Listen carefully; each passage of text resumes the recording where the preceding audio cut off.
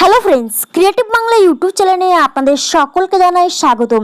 ইতিমধ্যে সমস্ত দেশবাসীর জন্য এই করোনা সংক্রমণের সময় দুর্গাপুজোকে কেন্দ্র করে লোকাল ট্রেন এবং সিনেমা হল খোলাকে কেন্দ্র করে রাজ্য সরকার এবং কেন্দ্র সরকারের তরফ থেকে রয়েছে গুরুত্বপূর্ণ দুটি আপডেট।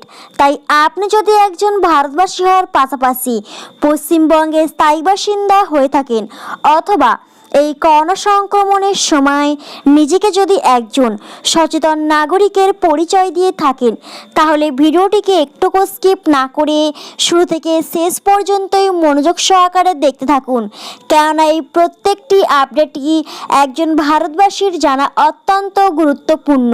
তো চলুন শুরু করা যাক। আর আলোচনার পূর্বে আপনাদের কাছে করব ছোট্ট একটা রিকোয়েস্ট, ভিডিওটিকে ভালো লাগলে একটি লাইক করবেন এবং চ্যানেলটিকে সাবস্ক্রাইব করবেন। এছাড়া পাশে থাকা বেল আইকনটিকে বাজিয়ে দেবেন এই ধরনের সমস্ত আপডেট সবার প্রথম পেতে। আজকে প্রথম আপডেটটিতে বলা হচ্ছে যে ট্রেনে ওঠার আগে পড়েছেন কি মাস্ক, না হলে কোন শাস্তি, জানালো ভারতীয় রেল। রাস্তাঘাটে অনেককেই দেখা যাচ্ছে তারা করোনা সম্পর্কিত নির্দেশিকা মানছেন না, মাস্ক পরছেন না, মানছেন না শারীরিক দূরত্ব। তবে রেল যাত্রায় এইসব করার চিন্তা ভাবনা করলে আগে থেকেই অভ্যাসের পরিবর্তন করতে পারেন। রেলের থেকে এ ব্যাপারে হুঁশিয়ারি দেওয়া হয়েছে। বলা হয়েছে মাস্ক যদি না পরেন, শারীরিক দূরত্ব বজায় যদি না রাখেন, তাহলে রেলের বিভিন্ন আইনের আপনার শাস্তি হতে পারে, যার মধ্যে রয়েছে জরিমানা, হাজতবাস কিংবা উভয়। এ ব্যাপারে নির্দেশিকা কার্যকর করবে আরপিএফ এর গাইডলাইনে সামনেই উৎসবের মরশুমে সমস্ত কিছু বলা হয়েছে। স্পেশাল ট্রেনের সংখ্যা বাড়ানো হয়েছে।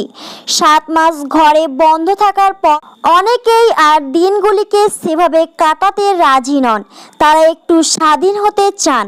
তবে এ ব্যাপারে সাবধানতা অবলম্বনের পরামর্শ দিয়েছে রেলওয়ে প্রোটোকল ফোর্স।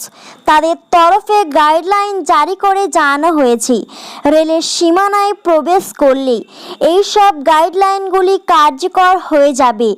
যাত্রীদের অবশ্যই সেই কর্তব্যগুলি পালন করতে হবে। এর মধ্যে রয়েছে মাস্ক সঠিকভাবে পরতে হবে, মানতে হবে সামাজিক দূরত্ব। এছাড়াও কোনো করোনা আক্রান্ত ব্যক্তি যদি ট্রেনে ওঠেন কিংবা সন্দেহজনক কোভিড রোগীর ফলাফলের অপেক্ষায় রয়েছেন, তারা ট্রেনে উঠতে পারবেন না। রেলের টিম বলে দেওয়া সত্ত্বেও যদি গাড়িতে ওঠেন, তাদের ক্ষেত্রেও এই একই শাস্তি কার্যকর করা হবে। থুতু ফেললেও শাস্তিযোগ্য অপরাধ। রেলের এলাকায় প্রবেশের পর কিংবা ট্রেন থেকে যদি কোনো যাত্রী থুতু ফেলেন, তাহলে তাও শাস্তিযোগ্য অপরাধ হিসেবে গণ্য করা হবে।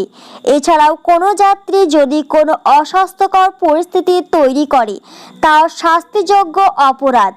রেলওয়ে আইন 1989 এর 145, 153 ও 154 নম্বর ধারায় এর শাস্তি দেওয়া হবে বলে হুঁশিয়ারি দেওয়া হয়েছে। 145 নম্বর ধারায় মদ খেয়ে মাতলামি কিংবা অসভ্যতামতি করলে 1 মাসের জেল এবং 250 টাকার জরিমানার কথা বলা হয়েছে। 153 নম্বর ধারায় রয়েছে জাতির সুরক্ষাবিধি ভঙ্গের কথা।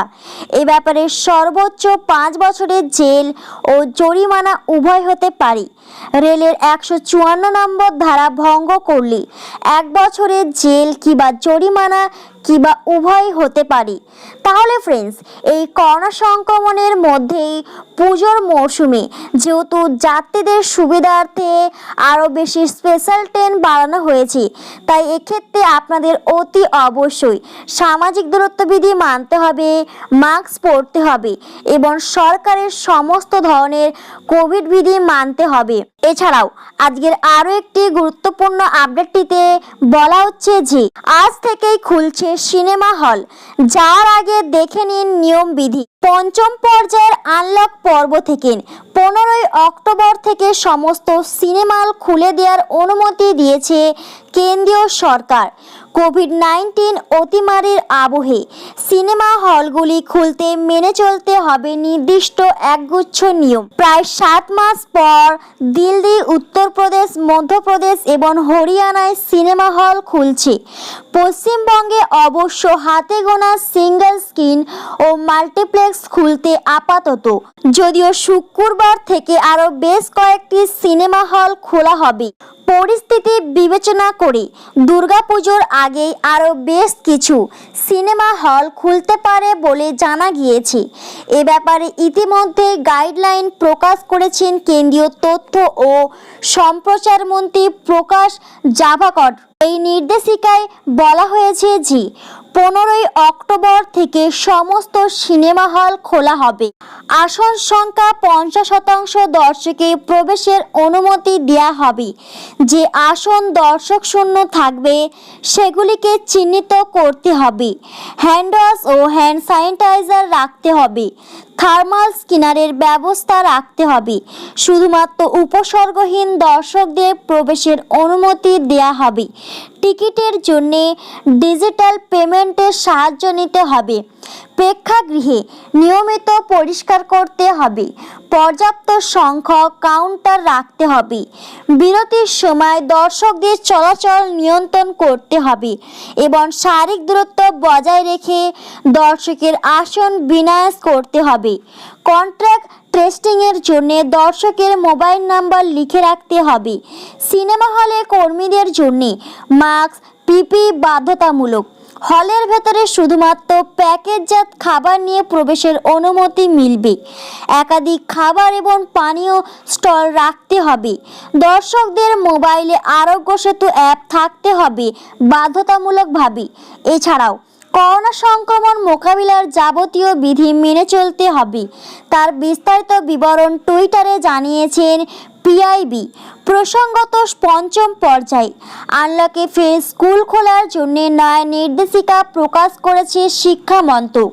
গত 3রা অক্টোবর স্কুল, কলেজ এবং শিক্ষা প্রতিষ্ঠানগুলি খোলা ব্যাপারে নতুন নির্দেশিকা প্রকাশ করেছিল মন্ত্রক। তাই এক্ষেত্রে করোনা সংক্রমণের মধ্যে কিভাবে স্কুল, কলেজ এবং শিক্ষা প্রতিষ্ঠানগুলি খোলা হবে বা এই করোনা সংক্রমণের মধ্যেই বিভিন্ন স্বাস্থ্যবিধি মেনে সিনেমা হল খোলাটা কতটা গ্রহণযোগ্য তা আপনাদের গুরুত্বপূর্ণ মতামতটি অবশ্যই আমাদের কমেন্ট বক্সে কমেন্ট করে জানাবেন।